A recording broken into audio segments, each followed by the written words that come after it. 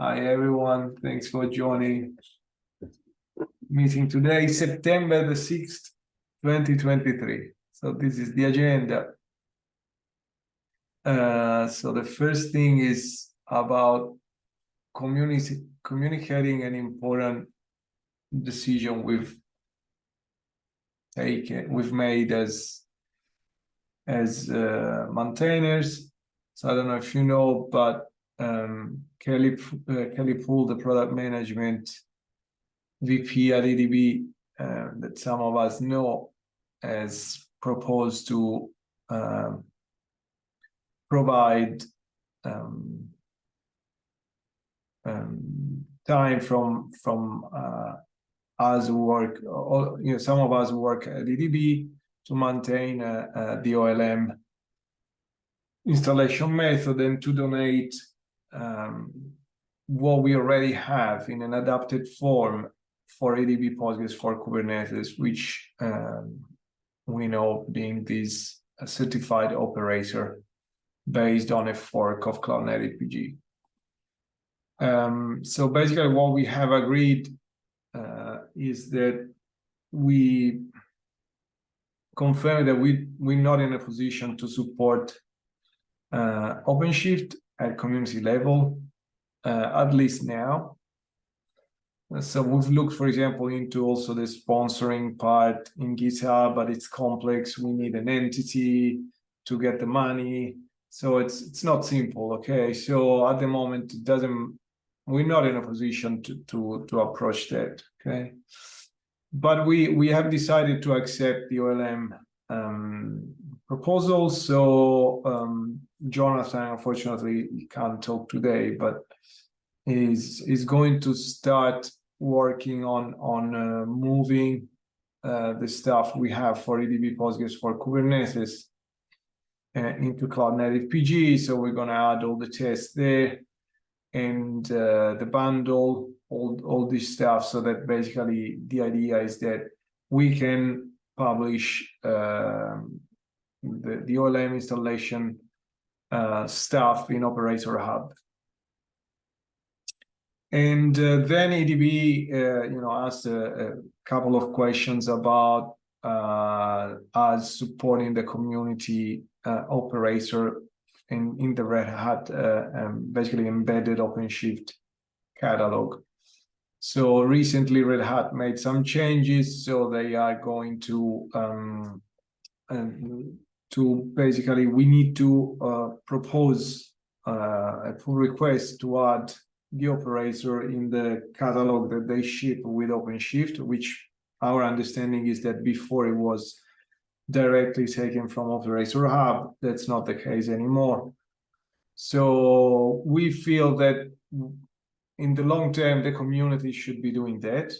But for the reasons we explained before, we're not in the position right now to make this decision. So we have deferred this. So we said, let's see how OLM works first, and then once we've got it, once we sense what the market is saying and what the community is saying, we will make a decision. Then again, we are still hoping one day to reapply for the sandbox, and if when that happens, and we might hopefully end in the CNCF land, we might get a lot of infrastructural help at that point. Okay, and so for the last part, EDB is willing to produce a certified operator for CloudNativePG, available to everyone. So they asked for advice on the naming. So for the reason I mentioned before about the application for the sandbox, we suggested to look into the trademark page to choose the name of the operator, in case in the future we will pass the IP to the CNCF. Okay, so that's basically it. So I think with Jonathan, we will work on breaking down these in multiple tickets and maybe associate them to this kind of epic, or relate them to these major issue. Okay, I think this is important. Also, because I think the project is, I mean, keeps growing. I think now we are approaching 1,800 stars, so it's all going well. So this is an item I added to the agenda. I would like to start thinking about the 121 release. So I'm willing to help also.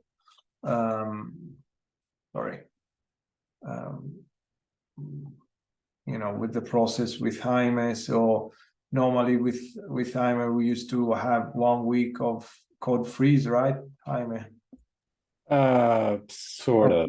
We aimed in practice, yeah. But yeah. By the way, Nicolo is the new man, so obviously all help I can give him, I will give him, but Nicolo is the man. Okay, awesome. Yeah. So now, if possible, I would like to go through some of the patches we have introduced in the last, let's say, 2 weeks. I think we've introduced some important stuff. So, okay, this is something I think I requested. So ideally, so you know that we are adding volume snapshots. So the idea here is to add as much metadata as we can to the snapshots. Okay, so here we've got basically the idea is to use a similar naming convention to the one we use for object store backups, and have this backup label placed in the volume snapshots, so that if we want, we can go through the available volume snapshots. Ideally, I think we should also have the end time of the backup.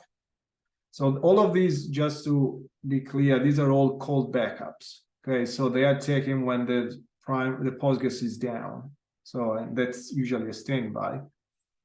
So it's kind of, there's no end time of the backup. Okay, like you know, I don't know if you're familiar with the backup level in Postgres, but we would like, I think, to simulate what we do with physical backups, with these cold backups, and add an end time which could be even a few seconds or a few milliseconds after the backup is taken, as long as it's not before the Postgres is shut down, Postgres server is shut down, so that we can compare maybe in the future if we add retention policies or a backup controller, we can manage these volume snapshot resources and remove them. Okay, but at least we provide immediately users with a way to locate old backups and maybe remove them by themselves, you know. So this is the backup label. I'll quickly maybe go with the other annotations. I don't know if, I mean, I haven't worked directly in these. If somebody wants to say something, but this is another one I requested, was to add PG control data information as an annotation, and also the cluster configuration. So basically what we had, we took the two annotations we were placing in the hibernation, and I think we have refactored that, and I think we are going to unify them with the same annotation. And this is probably the patch that does that. Correct me if I'm wrong. Yeah, but these are, I think, that right now the three things we have added to place metadata in the volume snapshots. I think the other one that's missing, as I was saying before, is the end time of the backup. What's this? Anyone who knows about this patch? Yes, this is about the fact that before you called set the Limits cluster lower than- resources, yeah, with the limits that were lower than required, and the effect will be to have the operator stuck without creating anything and without a good way for the user to see what is happening. So we try to prevent wrong resources setting in the webhook. And another one is coming. I think Armando has almost finished it. It is about comparing the memory resource with the shared memory resource. So if you declare a shared memory setting that is higher than the limits, it will complain. You have the link so that I created the other day the 121 milestone. It is in the list of the issues. Anyway, we will look it up after. So this is the documentation. I added this explanation for those who are going to use the replication slots as a recommendation to you to set max slot wall keep size. I guess these are just updates. Okay, we're using the RC version of Postgres 16. The ticket about the resources. Oh, ciao, Leo. Ciao. The ticket about the resources is actually coming from the community, from feedback we received. Yeah. So it's good. I was in San Francisco and I said, okay, but limits and requests are different. Then I saw that it had already been fixed, but yeah. Anyone you think it's worth? Think this is important. This is the cluster bootstrap via replica cluster. So basically now we can create a replica cluster using a volume snapshot as a source. And I think you guys added also the test, right? For this. Right. Yeah. Okay, good. It has been done. Yeah, this is I think this is going to be a feature in the cloud space. Okay, but also I think it will help in the on-premise world because if there's volume snapshots, basically what's happening is that you might not need to create a replica cluster in another region because your RTO could be low because you have volume snapshots to restore from. I don't know if that makes sense. So it's another option that users have. This is an important change. Thanks, Francesco. And also reviewed this. Do you want to talk about this, Francesco? Okay, yeah, we were using the Kubernetes API docgen tool, which was based on a fork from an original project from the guys from Prometheus. They abandoned that, so we were the only one using our fork. But meanwhile, another project was started, and based on that, there is one which is officially in the in a Kubernetes SIG, which is genref. So we changed from the one that only us we were using to the one the Kubernetes community is using, and this brought an important change because that one is based on the plus optional notation, while our was based on the omit empty in the struct definition. So now everything has been aligned, and we are using a tool that the Kubernetes is using for the doc. Yeah, good. So I think what's gonna happen in before 121 is out, I think we should, review again the documentation. I think we should take the opportunity to maybe reorganize it a bit and check that all the links are now working. Yeah, I know you do it, but I- regularly. yeah, but like I found that something was missing. So yeah, going through all the API, there are a couple of things that were marked as not optional, but were or opposite that got Okay. fixed in there. Okay, good. Thanks. Is sure this is status.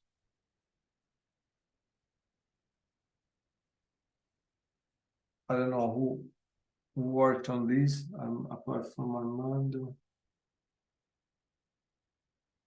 Okay, that's the backup name label, volume snapshots. Yeah, this is the other, I think this is probably the main feature for 121. Okay, so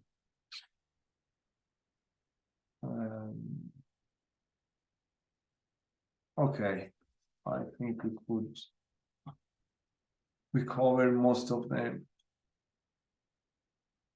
So let's go in the outstanding issues. I don't know, Michael, do you want to share the outstanding issues, or I don't know, shall we go through here? How would you like to do it? Yeah, just continue. I don't know much about the new issues. I've seen one that is interesting about the fact that on Azure Kubernetes version 1.26.6, a user reported that the operator is not able to start clusters. I don't know if it is. Okay, I just created this. Yeah, I think this is Yes. even a good first issue, right?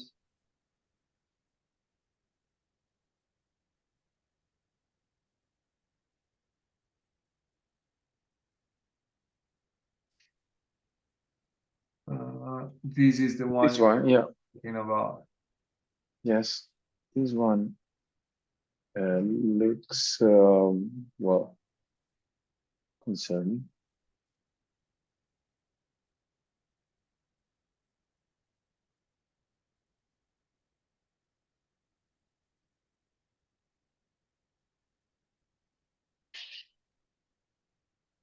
But I don't know. Yeah, Yeah. something changed probably somewhere. I think this is, if I remember correctly, this is we know one day we would probably have to get to this point. It's basically, there are effectively use cases where you might want to share the same bucket. So for example, you're on-prem and you've got maybe a shared object store in the cloud, and you don't have to. Okay, so you might want to. I mean, if you switch off, even if you fail over, there shouldn't be any interference. Okay, so by default, we took the conservative approach to request an empty archive, but maybe we could introduce an option. We say, warning, if you change this, you might look, and do it only if you know what you're doing.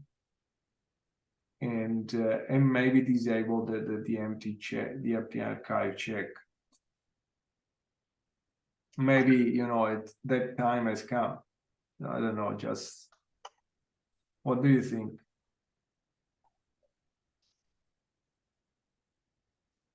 Well, if you know what you are doing, Yeah. it is my concern there is that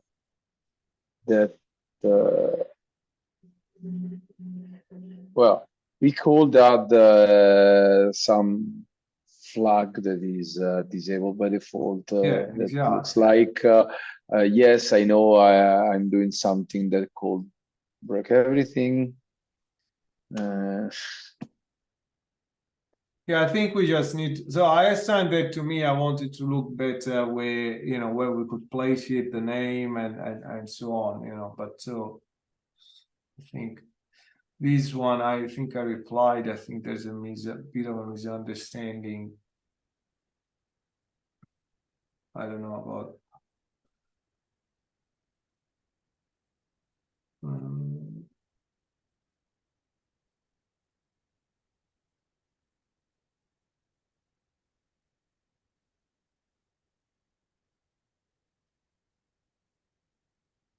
I don't know. Anyway, so we need to reply. My answer was no. You know.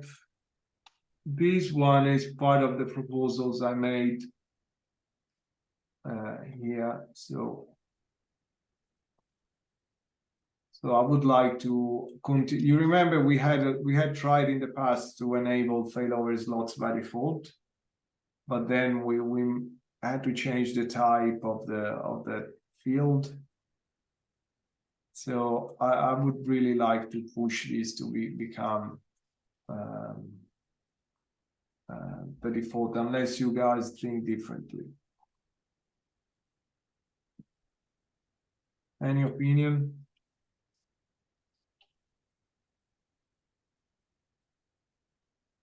Are you okay? Okay, I'll move it. Fine for me. Ready. So maybe just, yeah, if you can just add the thumbs. And given that we're here, I would like also to propose to disable by default network access to Postgres and continue our direction towards secure by default deployments. So in a truly cloud native way and microservice oriented approach, if you own the database, you've got everything, okay? Because the rest can be changed through configuration, okay? So there's no reason to enable Postgres access unless you want to, for example, access it remotely via PSQL. But at that point, I think you could add this option, okay? I don't know, maybe I can create an issue and then we continue from there and we decide if that's okay. Anyway, so I've done that part. In terms of issues, I don't know, maybe is there anyone you think we should go through, or should we go through? How were you doing the other times? Were you going through the pull requests or the issues? We usually try to see if there is a pull request that require immediate attention.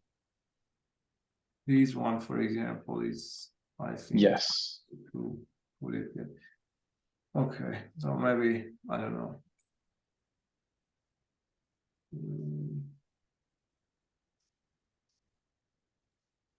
Maybe what I'll do, I'll try and go in the next few days through this list and maybe see what we can do for 121.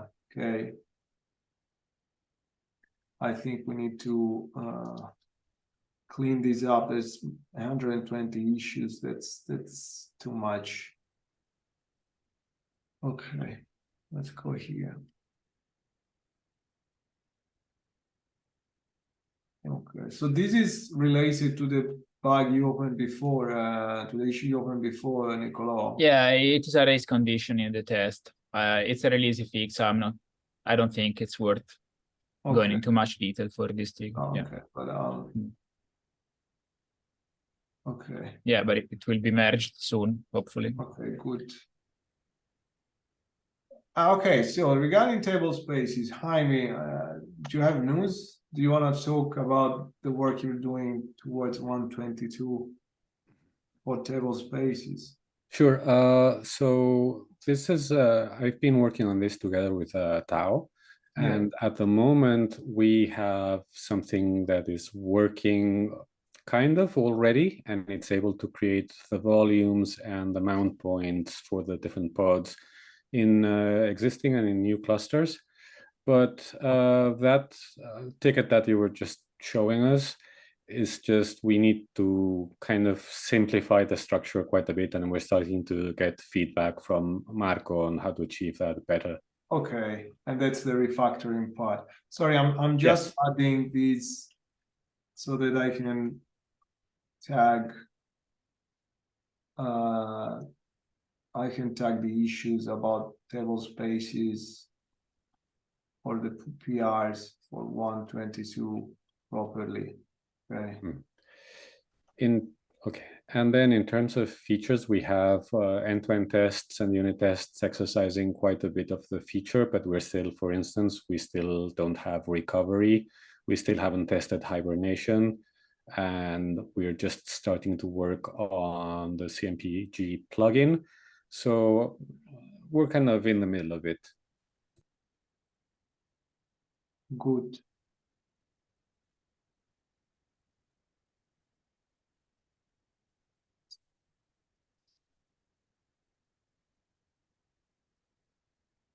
Oh, okay, so this is okay.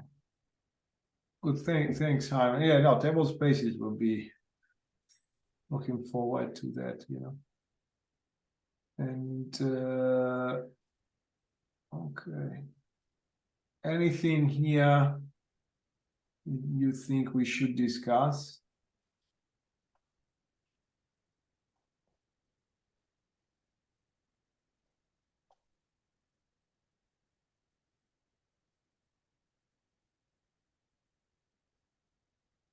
Okay, so here we've got already the patch for this.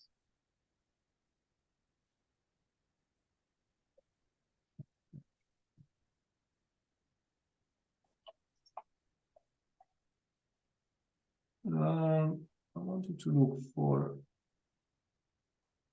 proposals from, for example, this one. I think Jonathan probably and no, who talked about this? Jonathan or Philippe? I don't remember. Nobody.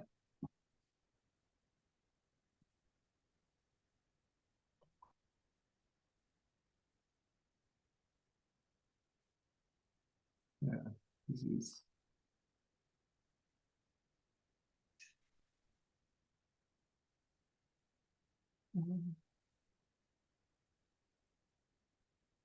I don't know, maybe we could ask Philippe.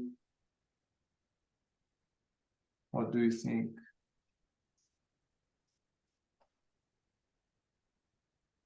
Let's see, can somebody ask Philippe if we can look into this while I present?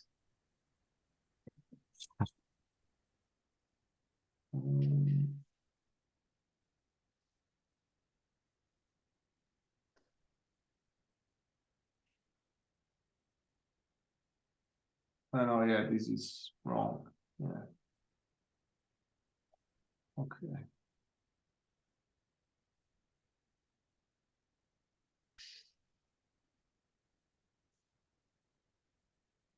This is 122. I think I don't see anything else here to talk about. I think for 121 we have I think quite a bit of stuff to I mean, one main feature, some changes, and I think a few bug fixes, right? I think that Jonathan wants to say something in the chat.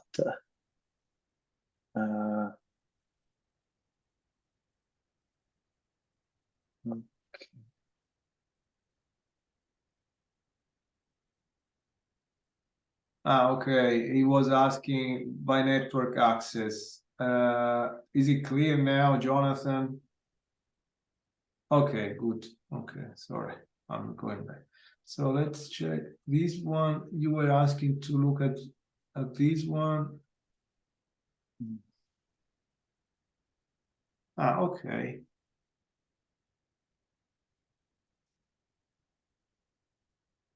So this is ready.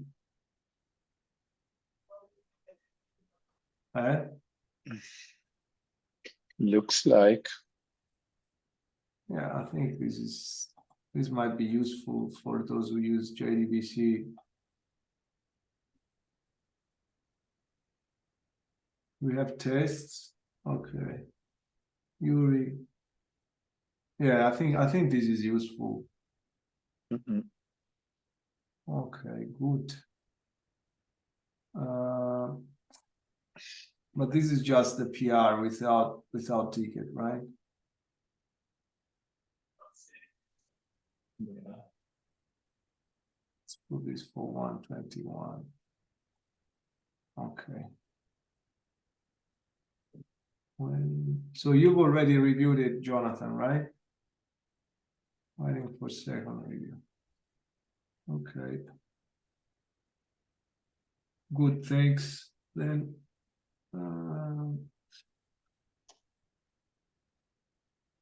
okay. Thanks, Jonathan. I was reading the chat. Anything else on the PR stuff? I just want to wrap it up because hey, Jonathan, I think you've got more stuff.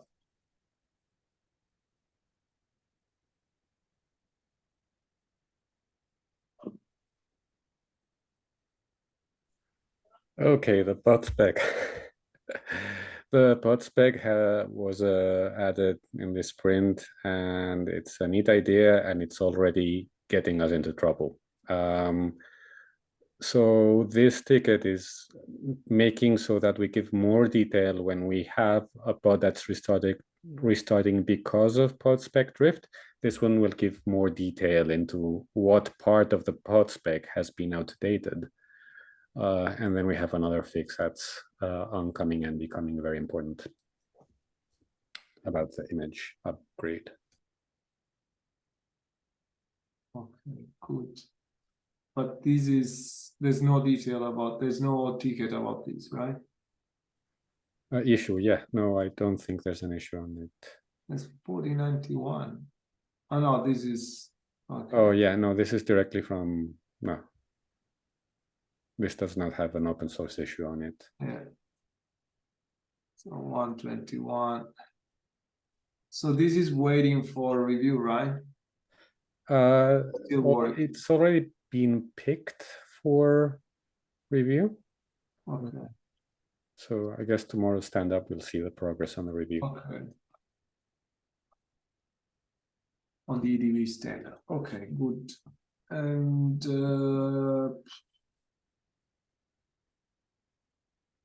let's see, Jonathan.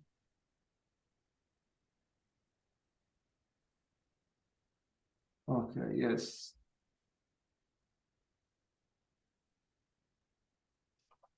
So, but yeah, this one will break everything if we put CMPG cluster. So we need to change the dashboard.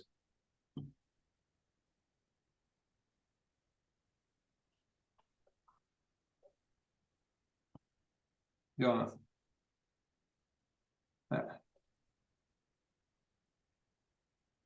Okay.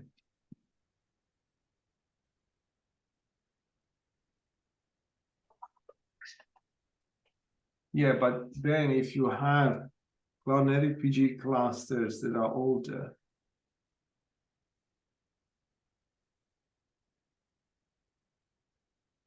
yeah, man, this would be another breaking change.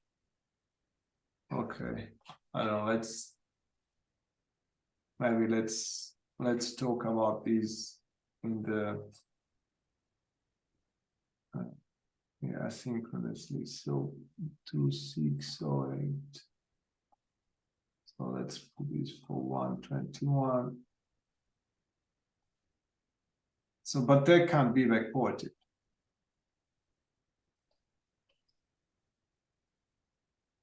Because if you are in a cluster, there can only be one, pretty much, hopefully one version of the operator.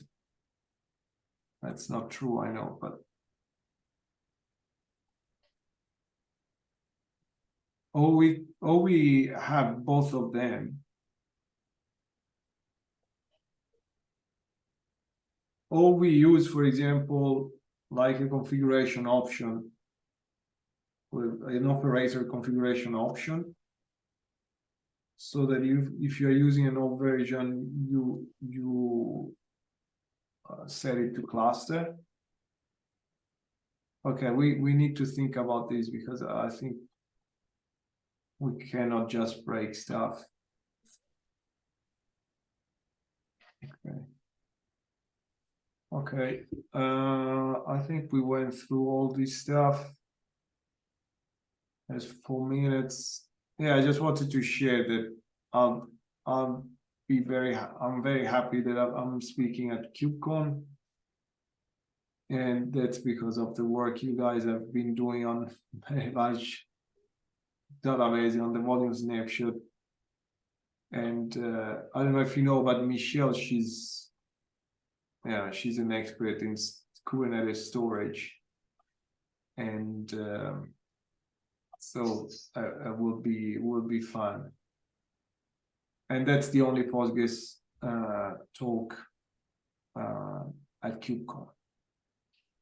And yeah, this is great to have the first office hours next week. Jaime, that's your initiative. Want to say something about that? Yeah, okay, so that's it. That's the message, and I think that I'm going to send the announcement in the general channel.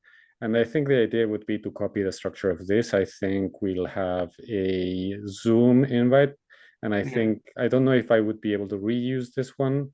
And then we'll try to keep kind of a shared document, maybe with people who showed up. And yeah, we might need to ask permissions, though, to record and to write the stuff, to have screenshots there. I think, but I see lots of potential cases that can benefit from the chats. So maybe we can have them sign kind of a queue or something like that, Maybe we can have a channel where people say, I'd like to. I was thinking of creating a specific channel in the CloudNativePG Slack for this topic, and have kind of a sign up. And then we've commented informally that this session, if we don't have people asking us questions, whoever is in it could take a chance to go over open issues, grooming, and getting attention into them and so on. Good, thanks. It's amazing. Please add yourself here, those who participated. I think that's it. Anything else you guys want to cover? I think Simone doesn't have the permission to write, so you need to write the email in the chat, and then we can copy. Ciao, Simone.